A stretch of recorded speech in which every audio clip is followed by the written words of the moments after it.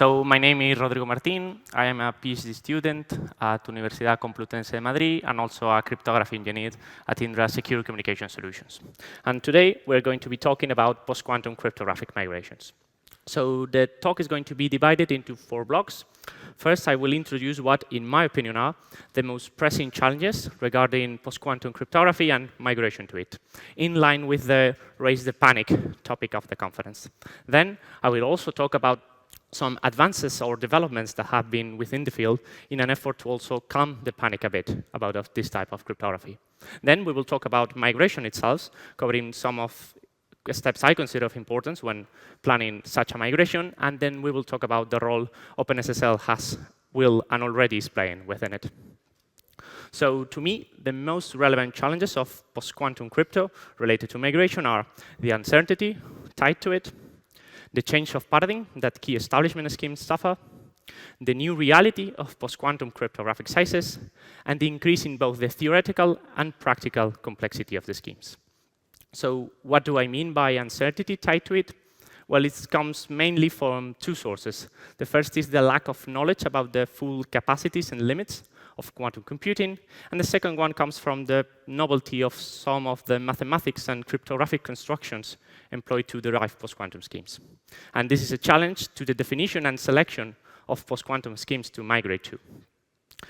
The second challenge comes from the change of paradigm that post-quantum key establishments endure, as they are based on key encapsulation mechanisms, which is a form of key transport paradigm, as opposed to more traditional key agreement-like solutions like Diffie-Hellman, for example. There are 2 fundamental differences between them. The first is that chems are not contributory in general, which means that the secret is unilaterally generated by one end and transmitted to the other. And the second is that the public values exchange in a chem schemes are not independent. These are 2 fundamental differences that really impact how we define and adapt protocols to post-quantum crypto. Another challenge that comes from the new reality of constructing new mathematics for post-quantum crypto is the reality of the cryptographic sizes. It is a fact that post-quantum crypto in general incurs in bigger cryptographic sizes, both for public-private keys or for encapsulation of signatures.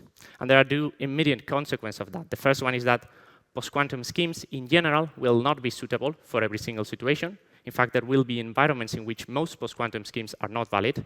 And the second one is that we have to be very careful to how we choose post-quantum schemes in each situation. I just want to provide a quick visual representation of what do I mean by the new reality of post-quantum cryptographic sizes.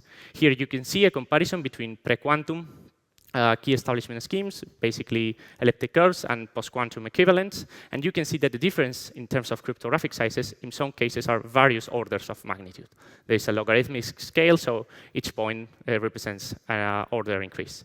And this also happens on digital signatures, where you can see here a similar comparison between elliptic curves for the elliptic curve Diffie digital signature and post-quantum known alternatives. So another challenge that I talked about is the new reality of the theoretical increase in the complexity of post-quantum crypto, which is a natural consequence of the need of asymmetric cryptography that is both theoretically programmable on standard devices and also quantum safe, which is the precise definition of post-quantum crypto.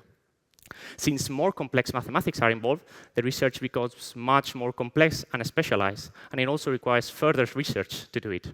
This also creates a bigger technological barrier for individuals or organizations joining it, which comes at the price that it creates sort of a niche, which is always a problem.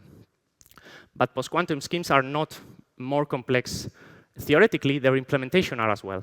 This is because they either include complex routines like floating point arithmetic or other non-friendly operations, more complex probability distributions, which have to be coded, decryption failure rates, which makes constant time implementation also harder to achieve, or those more complex structures that I talked about, they also have to be programmed, which is more difficult. All of this makes the requirement of secure, constant time implementation of post-quantum schemes much harder to achieve. So I hope that by now, if anyone was doubtful about it, I hope I have helped prove or at least show that post-quantum crypto is indeed more difficult, and therefore post-quantum cryptographic migration will be as well. But it would be unfair for me to just stop here and not also talk about some of the developments or advances we have had in the matter. So I'm going to try to do that now. So a way for practical deployments to deal with the uncertainty of post-quantum crypto is the use of hybrid approaches. This can help with unsecure post-quantum schemes or even faulty implementation. By a hybrid scheme, we mean the combination of two or more schemes in a way that the resulting scheme is only vulnerable if each of the components are. So examples of how to do this and definition for both key establishment and digital signatures are already present in the literature, and they are already being recommended for shipment. But normally, we think about this as the combination of a pre-quantum and a post-quantum scheme, but it can also be done with the combination of two post-quantum schemes with different security assumptions, which can help in some situations. So despite all the challenges that I mentioned, it is also important to acknowledge that much work has been done within known protocols or standard protocols in order to adapt them to the reality of post-quantum crypto. And in doing so, we can learn from the techniques that they have been using in order to try to mimic them in similar situations. For example, TLS, there exist some various proposals to include post-quantum crypto that cover important topics like hybrid share repetition, CHEMS authentication mechanisms. Signal's own X3DH protocol has also been updated to include some post-quantum flavor, and it's called PQXDH. Last week, Signal also announced a new version of its double ratcheting protocol to include the post-quantum ratchet, which is called triple ratcheting. It's the combination of two protocols. MLS is another example of a protocol that is somehow naturally adapted to post-quantum crypto since its inception. Another challenge that I mentioned is the reality of post-quantum cryptographic sizes. While it's true and it's a fact that post-quantum protocols will have to adapt to the new reality of post-quantum crypto sizes, it is also true that much work has been done since the very definition of post-quantum schemes in order to help reduce these sizes. For example, there are a number of post-quantum schemes which have been defined with more structured paradigms to help reduce these sizes. It is also true that if you do that, you are at the risk of introducing more information, which can be a further vulnerability. Also, some schemes have parameter trade-offs between size and performance, so you can choose whether you want a scheme that is faster or a scheme that is smaller. And most schemes have been developed with a strong security assumption that allow for the reuse of key material, which is a nice feature to have if you want to avoid continuous exchange of information, therefore reducing what you have to send. And while I also talked about the bigger technological barrier that comes with post-quantum crypto, it is also true that the amount of research or the increase in research has been huge, both from a purely mathematical point of view and from a cryptography point of view.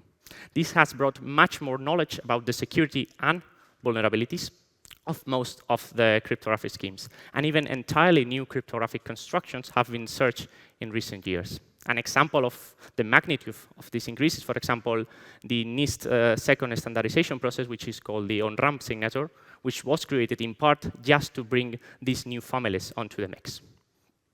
And not only the increase in research for post-quantum has been theoretical, it has also been for practical implementations. We can find some implementation of post-quantum now that use formal verifiers in order to analyze them. It is also common for some papers to appear that help us get rid of complex structures like the FPA or help implement them more securely. Also that optimizations that come from certain schemes, either software or hardware. There has also been an effort to condensate a number of high-profile implementations and analyze them so we can have further confidence in their security. And also the shipment of post-quantum crypto into a variety of languages. That has also been very important. So now I'm just going to talk about cryptographic migrations in general and provide certain steps. So the first thing that we have to acknowledge is that migration to post-quantum crypto will be one of the hardest ever undergone.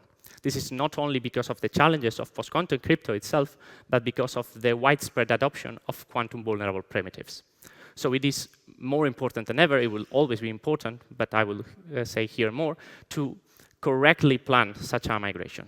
And to me, cryptographic migrations to post-quantum crypto must always include at least these steps, which are a correct identification of all the quantum vulnerable primitives within our infrastructure, a really familiarization with the specifics of post-quantum crypto and its schemes, to adopt it as early as possible, and to plan and prioritize that migration. So the first step is to identify the cryptography within our infrastructure. This is important not only to know which cryptographic components do we have to migrate, but also to see what role do they play, how they interact with other primitives, so we can choose the post-quantum scheme that better fits the same scenario. And within this, the tool of cryptographic bill of materials, which help us have a complete overhaul of the cryptography employed, is a really valuable tool. The second step is to correctly familiarize yourself with post-quantum cryptographic schemes. And in particular, some things that you should be familiarized with is the cryptographic sizes of each of the schemes, along with plausible improvements, optimization, trade-offs that they might have. Also the performance that they provide in a variety of settings, software, hardware, etc. The mathematical security background that they follow, because you may feel more comfortable with going with lattices, or code, multivariate, isogenies, whatever. The cryptographic theoretical security notion, like indistinguishability for key establishment or unforgeability for digital signatures, because you need to choose a scheme that is as close as what you had in the pre-quantum world. Another message that we've been getting is to adopt post-quantum crypto as early as possible. This is not only to try to mitigate the vulnerabilities as soon as possible, but also to be involved in the process, because you may migrate to something that doesn't fit at 100% to what you would like. So you would want to propose those changes. Right now, just from NIST point of view, we have 3 schemes that are already available for use, which are the first 3 FIPS that you can see there, and 2 more in progress, and another one with a stateful that doesn't get as much attention. So I would say that the message that that gives is that the time to crypto procrastinate is over. So regarding the planning, I just would like to give some messages. The first is very important to prioritize your migration, to detect in which RS is more critical to you that you go to quantum-safe alternative. This normally is expressed in terms of the store now, decrypt later paradigm, but that is just one example. You may have others. The second is to follow standardization agencies, not only regarding which schemes to use, but how to use them, how to deploy them. Another message that for me is really important is the message that there will not be, in general, a single fits-all purpose scheme. Okay? It's perfectly normal within a cryptographic migration to employ different schemes for various situations. The fourth one is to perform migration in a crypto-agile way, which means to be prepared for future updates. Or as we should say, to be as prepared as possible for future updates. I think it would be naive of me to be talking about how difficult all this is, but then telling you, but be prepared for whatever comes. That is not realistic. And the fifth one, and to me is the most important one, is to always keep in sync with the state of the art. There has been a lot of developments in post-quantum crypto, but we are still in a big phase of development. So it is perfectly natural that you undergo your migration today to a certain scheme, and tomorrow comes a paper that has a better implementation of yours, a better improvement for that scheme, or a new scheme comes that better fits your scenario. Or the contrary, a vulnerability comes and your scheme is useless. So you need to stay in sync with what is happening. You cannot migrate and forget about it, at least not now. I would say not ever, but that's just my opinion. So now, just to wrap it up, I'm going to talk about what the role of OpenSSL, and you can substitute that by whatever open source project you want, should be regarding post-quantum crypto migrations. I think you'll agree with me that OpenSSL is the biggest, most important cryptographic open source project that exists. As such, it must provide the first one, such an obvious thing, secure and efficient implementation of post-quantum primitives. OpenSSL already does that from its 3.5 version with the first 3 post-quantum standards that we have from NIST. The second is to facilitate the use and adoption of this type of cryptography. This doesn't only mean, which OpenSSL already covers, but it doesn't only mean having a nice, simple API to use, which OpenSSL does, but also some of the decisions that they have taken, like, for example, enable PQC by default on TLS. That is really important and really helps increase adoption without you even knowing about it. The third one is to provide support for a wide variety of features that are associated to post-quantum crypto. seed interface, the RAND interfaces, hybrid combiners for both key establishment and digital signatures. If you have hybrid interfaces, you would like to also access each of the components of a hybrid scheme independently. You should also be able to do that. Key derivation functions that are specific to hybrid combiners. OpenSSL does that, but there is still work for improvement. The fourth one is to provide support for standardized post-quantum algorithms beyond NIST's effort. As many of you might know, there is some standardization effort going in governments, South Korea, Japan, China. There are also international bodies who are also undergoing a standardization procedure for the schemes that NIST either has not considered or has rejected. It's really important that once they become standardized, we have them available within OpenSSL, because there really is an advantage in having a wide variety of schemes that have really different considerations and can be fit in different scenarios. So this is a work in progress. And the fifth one is to facilitate collaboration and inclusion of experimental algorithms within the ecosystem. And OpenSSL already does that. This doesn't mean that OpenSSL has to implement experimental algorithm, because we know that's not the policy of OpenSSL. But I think the perfect example of that was Michael's talk yesterday about the Open Quantum Safe provider.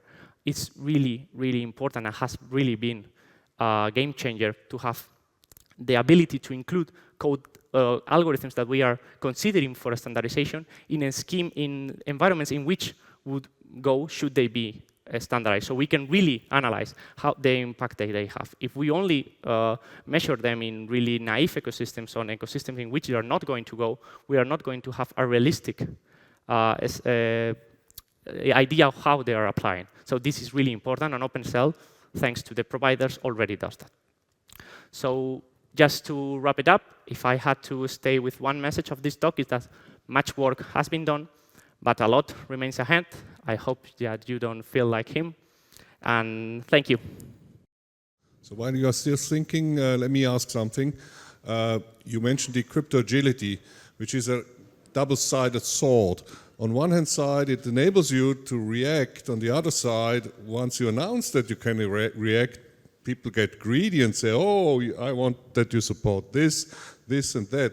Can you comment on that dilemma that on one side you can react, on the other side, if you have it, you must react? Yeah, I think crypto agility is really, in my opinion, a polemic concept, because it gives the wrong idea that, okay, I have to undergo, for example, this migration once, and then I'm absolutely prepared for whatever comes next. And that is just, I think, naive. I think how I see crypto agility is once I undergo this procedure, on one hand, I don't do this migration fixated on one scheme, so that another scheme cannot fit the same scenario, but I try to analyze all the options.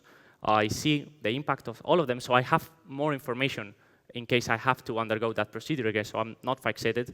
But that doesn't mean that once I do that, I can change and plug in whatever scheme and it works as well, because that will not happen. That is not the concept of crypto agility. I think that what tries to measure is the fact that you will be able, without less effort than before, to include your scheme. Doesn't mean there will be no effort. It will not be painless. At least that's how I see crypto agility. But you can ask two different persons and they will have two different opinions. Fair answer, fair answer. Questions? So I'm moderating, so I still have 4 minutes to ask questions. So you mentioned C-bombs, which I really like, because C-bombs only exist because I and a colleague of mine, Basil Hess, and later Niklas Körtke, refused to do any scanning before we have a language to describe the findings. So even though it's not directly related to OpenSSL, other than maybe OpenSSL should have a C-bomb attached, maybe people are interested in, the audience is interested in your thinking of how this cryptographic bill of materials helps in the migration. Well, I think that Basil's example is the one I think of when I think of a true way of doing a C-bomb. So C-bomb, I think, started with nothing more than someone thinking, okay, I have to do a list of all my algorithms and go checking one of one. I think the true concept of a C-bomb is being able to really understand the cryptographic parts of your components so you can see how they interact, what role are they playing, which things do you have, which would be surprising to you, but I would bet there are a lot of organizations who uses cryptography which don't know what they're actually using. So I think that is the purpose of a CBOM.